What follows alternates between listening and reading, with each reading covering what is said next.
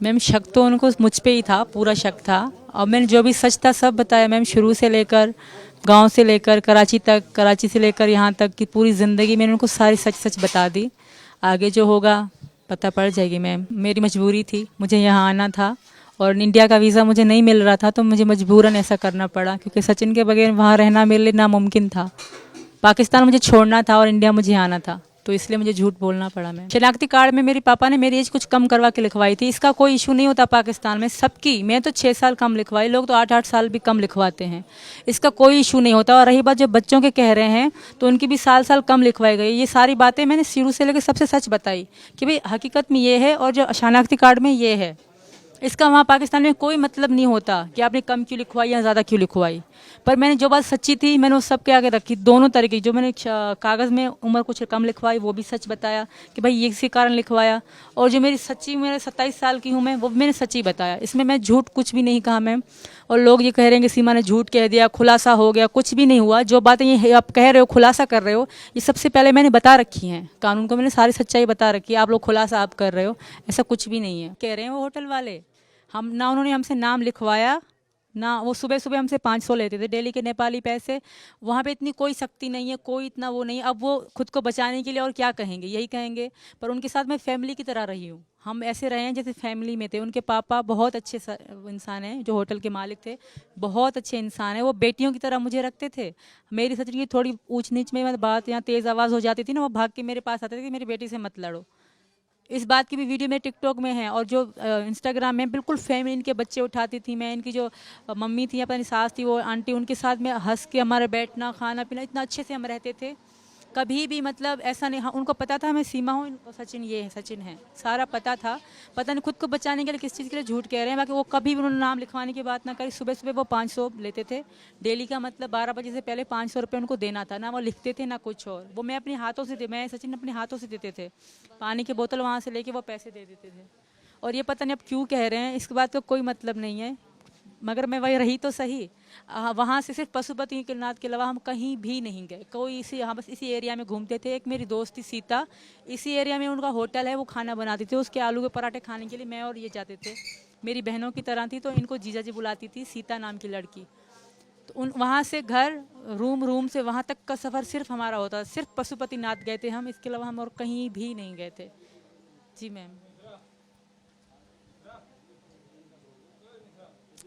जी बिल्कुल मैम, 7 दिन रही मैं। मेरी 7 दिन की टिकट थी, बच्चे घर पे थे, तो इसलिए 7 दिन में मैं वापस चली गई थी। जी नहीं मैम, कभी भी नहीं। मैं प्रीति नाम आपके मुंह से सुन रही हूँ। मेरा नाम सीमा ही था, उनको पता भी था। वो अब खुद को, मतलब उन्होंने हमारा नाम लिखा ही नहीं था, क्योंकि मुझसे पहले तो इन्होंने मेरा तो नाम लिखा ही नहीं था। मुझे तो रोका भी नहीं था कि तुम्हारा नाम क्या है। इन्होंने लिखवाया था कि मेरी पत्नी भी आएगी, हमें रूम चाहिए। जी मैम।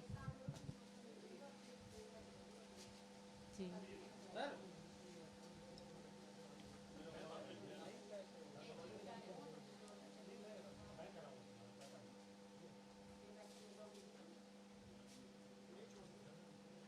कभी भी नहीं, हमने बात ही नहीं करी थी कभी जाने की।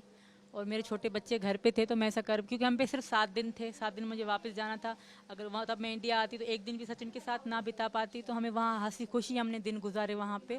बहुत अच्छे दिन गुजरे हमारे वहाँ पे। ये तो जुबेन से मिलने आई थी, इनके साथ वक्त गुजारने आई थी। ऐसा तब मेरे मन में भी नहीं था कि मैं इंडिया तब आऊँगी। ये तो बाद में हमने, जब हम जुदा हो रहे थे, तब हमने सोचा कि हम एक दूसरे के बगैर एक पल भी नहीं जी पाएंगे। जी मैम।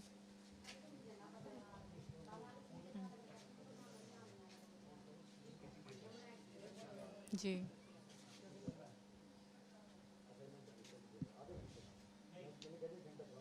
जी। तो मैं हिंदू हूँ मैम। मैं अब से हिंदू नहीं हूँ। मैं पीछे 1 साल से हिंदू हूँ। मैं यहाँ के, आप लोग कह रहे हो सीमा हिंदू का नाटक कर रही है, ड्रामा कर रही है। मैं पाकिस्तान में भी मन से हिंदू थी, पर मैं खुल के नहीं रह सकती थी, क्योंकि वहाँ अगर मैं हिंदू खुल खुल के बताती कि मैं हिंदू धर्म में जा रही हूँ या मेरा मन है वहाँ पे, तो शायद मैं जिंदा भी ना बचती। तो मैं आपसे नहीं, पिछले कई 2 करवा चौथ में मना चुकी हूँ मैम। ऐसा नहीं कि मैं अब हिंदू बनी हूँ या सचिन के लिए। मैं, मेरा मन भी हिंदू था फिर शुरू से लेकर।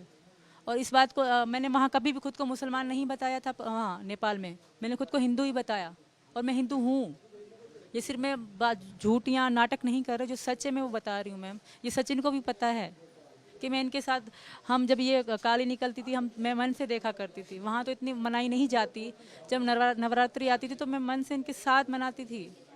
होली हो, कोई भी यहाँ का हो ना, मैं वहाँ पाकिस्तान में बैठ के, एक ही मेरी हिंदू दोस्त थी सोनम नाम की, उसके साथ, क्योंकि वहाँ हिंदू आराम से नहीं जी सकते, नहीं होली मना सकते, नहीं कुछ। और ये ऐसा, आप मेरी पुरानी वीडियो निकलवा लें, साल पुरानी भी देख लें, 2 साल पुरानी, तो मेरे मांग में सिंदूर होगा सचिन के नाम का। इसमें ये कोई शक नहीं, मेरी मोहब्बत की हद है। मैंने निकले दीन धर्म सब बदल दिया, देश भी छोड़ दिया, घर परिवार सब छोड़ दिया, भूल गई हूँ मैं सब कुछ। मुझे इतना यहाँ से यहाँ प्यार मिला है मैम। जी बिल्कुल, साल पहले से लगाती थी मैम, क्योंकि मैं इनको अपना पति मानती थी। मैं करवा चौथ मनाती थी मैम, इस बात के सचिन गवाह हैं।